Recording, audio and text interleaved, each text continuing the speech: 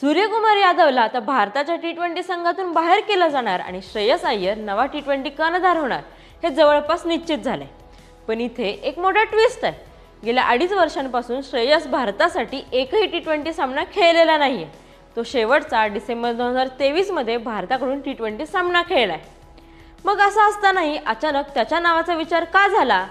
याचं मोठं कारण म्हणजे त्याने गेल्या काही वर्षात दाखवलेली फिअरलेस कॅप्टन्सी। श्रेयसने IPL मध्ये स्वतःला एक यशस्वी लीडर म्हणून सिद्ध केले। त्याने 2020 मध्ये दिल्ली कॅपिटल्सला, 2024 मध्ये KKRला आणि 2025 मध्ये पंजाब किंग्सला अशा 3 वेगवेगळ्या संघांना IPL फायनल पर्यंत पोहोचवण्याचा पराक्रम केलाय, ज्यात 2024 मध्ये KKRला त्याने विजेतेपदही मिळवून दिले। फक्त कॅप्टन्सीच नाही तर फलंदाज म्हणूनही त्याने IPLच्या गेल्या दोन्ही हंगामात धावांचा पाऊस पडलाय। इतकंच नाही तर तो भारताच्या वनडे संघाचा उपकर्णधारही आहे आणि संघातील प्रमुख फलंदाजही आहे। आणि आता BCCI 2028च्या ऑलिम्पिक आणि T20 वर्ल्ड कपचाही विचार करते।